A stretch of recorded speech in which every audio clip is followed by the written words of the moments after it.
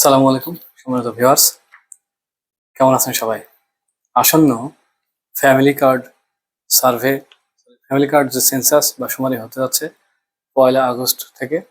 আমি এখন আপনাদের সামনে তথ্য সংগ্রহকারী এবং সুপারভাইজারদের যে দায় দায়িত্ব এবং তাদের কাজের পরিধি, কতজন নিয়োগ পাবে, কিভাবে কাজটি হবে এবং সর্বশেষ থাকবে তাদের সম্মানী অর্থাৎ অনারিয়াম, সেই বিষয়ে আলোচনা করব। অতএব ভিডিও না টেনে শুরু থেকে শেষ পর্যন্ত দেখবেন এবং লাইক কমেন্ট শেয়ার করবেন। আর ইউটিউবে যারা দেখবেন তারা অবশ্যই সাবস্ক্রাইব করবেন, কমেন্ট করবেন। আর কি রকম ভিডিও আপনারা পেতে ইচ্ছুক সেটাও জানাবেন। যাই হোক, ফিরে মূল আলোচনায় আসি। প্রতি বছর বা এ যাবৎ দেশে আমরা দেখি বাংলাদেশ পরিসংখ্যান ব্যুরোই প্রত্যেকটা শুমারি জরিপ করে, কিন্তু এইবার একটু ব্যতিক্রম। এটা দায়িত্ব নিয়েছে বাংলাদেশ সমাজ কল্যাণ মন্ত্রণালয়। হুম, আপনারা জানেন যে কয়েকদিন থেকে আবেদন শুরু হয়েছে এবং আবেদন জমা নিচ্ছে। আবেদনে কি কি জমা দিচ্ছেন আপনারা তো জানেন, যে আপনাদের সনদের শিক্ষাগত যোগ্যতা, তার সনদের কপি, ভোটার আইডির ফটোকপি, নাগরিক সনদ, যাদের অভিজ্ঞতা আছে তারা অভিজ্ঞতা সনদ দিয়েছেন, অর্থাৎ বিভিন্ন সময় জরিপে কাজের সেই অভিজ্ঞতা সনদ, হ্যাঁ, ছবি দিয়েছেন। আচ্ছা, এবার আসি তথ্য সংগ্রহকারীর যে দায়িত্ব। মিথ্যা তথ্য গ্রহণ করা হবে না, কোনো তথ্য গোপন করা যাবে না। তাদের অনুপস্থিতি, অর্থাৎ প্রতিদিন 8 ঘন্টা করে কাজ করে, তাদের অনুপস্থিতি বা গাফিলতি সরাসরি এর আইনের ব্যত্যয় লঙ্ঘন হবে, কারণ এটা খুবই সেন্সিটিভ। আপনারা জানেন বিএনপি সরকারের অন্যতম যে নির্বাচন ইশতেহার ছিল তার অন্যতম ছিল ফ্যামিলি কার্ড। অনেকেই বলে ফ্যামিলি কার্ড হলো বিএনপির জয়ের ট্রাম্প কার্ড।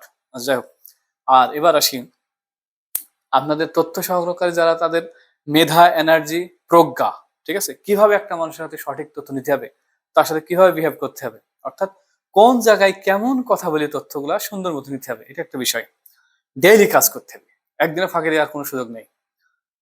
আগের অভিজ্ঞতা খুবই প্রাধান্য পাবে, অর্থাৎ আপনি অন্য কোনো শুমারি বা জরিপ করেছেন কিনা, সেখানে আপনার পারফরমেন্স কেমন ছিল, সেগুলোও ই হবে। ডেডিকেশন, আপনার ডেডিকেশন, অর্থাৎ আপনি কতটা, এটা রাষ্ট্রীয় কাজ, এটা শুধু কয়টা টাকার জন্য আমি কাজ করতে গেলাম এটা বিষয় না, আপনি কতটা ডেডিকেটেড ওই কাজে, সেটাই হবে।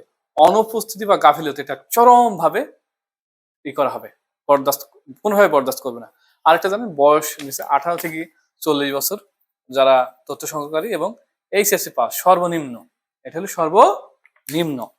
আরেকটা, ঠিক আছে, সে ট্যাব চালাতে পারে কিনা, ডাটা সিঙ্ক করতে পারে কিনা, ট্যাবের কোনো অসুবিধা হলে সে এটা ঠিক করতে পারে কিনা, আর ইমেল চালানো, হোয়াটসঅ্যাপ, অ্যান্ড্রয়েড, সহজ কথায় অ্যান্ড্রয়েড ফোন চালানো, আর ট্যাবে কত দ্রুত স্মুথলি নির্ভুল ডাটা গ্রহণ করতে পারে, এটাই হবে তার প্র্যাকটিক্যাল এবং ভাইবা পরীক্ষা।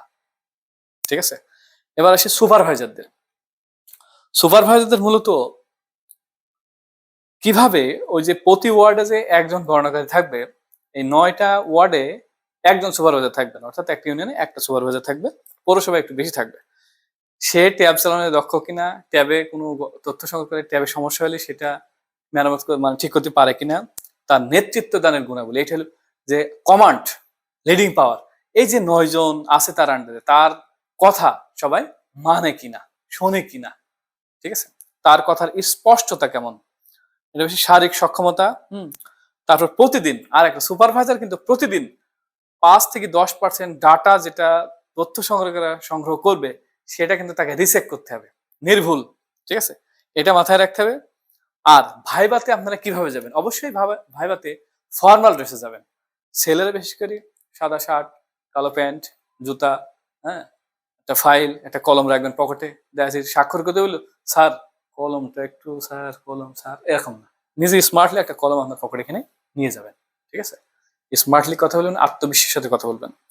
আর যেহেতু বর্ষাকাল, আগস্টে কিন্তু প্রচুর বেশ বৃষ্টি হয়, বর্ষাকালে যে স্যার আজকে বৃষ্টির সময় তো সেই জন্য স্যার বের হয়নি আজকে মাঠে, এরকম অজুহাত দেখা যাবে না, ঠিক আছে।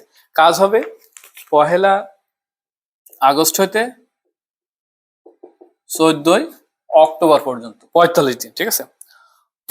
আর আরেকটা বিষয় হলো, আপনি যেখানে যে যাবেন সেই ফ্যামিলির তথ্য, ছবি ছবি তুলতে হবে, এবং ঘরের ছবিও, তাদের যে ঘরের বা আর্থসামাজিক পরিস্থিতি কেমন, এগুলো আপনাকে জানতে হবে। আর ভাইবার সময় অবশ্যই আপনি যে যে কাগজ জমা দিয়েছেন সেই কাগজের মূল কপি অবশ্যই নিয়ে যাবেন।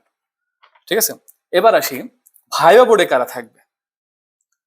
ভাইবা বোর্ডে থাকবে মূলত ইউনো স্যারের নেতৃত্বে, এসল্যান্ড স্যারের নেতৃত্বে অনেকগুলা বোর্ড হবে। এখানে থাকবে উপজেলা স্বাস্থ্য কর্মকর্তা, কৃষি কর্মকর্তা, প্রাথমিক শিক্ষা কর্মকর্তা, মাধ্যমিক শিক্ষা কর্মকর্তা, ওসি থাকতে পারে, ওসি সময় দেয় না, কমিটির সদস্য সময় দিতে পারে না। নির্বাচন অফিসার থাকবে, আইসিটি অফিসার থাকবে, পরিসংখ্যান অফিসার থাকবে, সমাজ সেবা অফিসার থাকবে সদস্য সচিব হিসাবে। আরো দু একজনকে বিভিন্ন অফিসারকে দিতে পারে। তো এমন হতে পারে যে কোনো একটা ভাই বোর্ডে আমিও আছি, আমার সাথে আপনাদের কারো না কারো দেখা হয়ে যেতে পারে। আচ্ছা, যাই হোক, আর একটা কথা আর কি বলা যায়, প্রশ্ন মূলত প্র্যাকটিক্যাল যেটা ট্যাব চালানো, হয়তো কম্পিউটার আপনার সামনে দিয়ে রয়েছে, দেখি কম্পিউটার লিখতে পারেন কিনা, ট্যাব একটা দিয়ে দিল, আপনি ট্যাব চালাতে পারেন কিনা, নামগুলো এন্ট্রি করেন তো দেখি, এই ডাটাটা সিঙ্ক করতে পারেন কিনা, ডাটা সার্ভারে পাঠাতে পারেন কিনা, নেট কিভাবে কানেকশন দিতে হয় সেটা আপনি পারেন কিনা, এইসব। আর একটা বিষয়, সম্মানী, মূল কথা হলো সম্মানী, যেহেতু এটা সম্মানী বলতে আপনারা জনসম্মানী অর্থনৈতিক সমাজে যেরকম সম্মানী পেয়েছেন, অর্থাৎ অল্প দিন কাজ করে অনেক একটু ভালো একটা অ্যামাউন্ট পেয়েছেন, এইখানে কিন্তু এরকম, এখানে বলা হয়েছে ভলেন্টিয়ার, স্বেচ্ছাসেবক। ঠিক আছে, তবে যারা তথ্য সংগ্রহ করে তাদের অ্যাবাউট 20,000, আর যারা সুপারভাইজার তাদের অ্যাবাউট 30,000 একটা আমরা শুনতে পেয়েছি।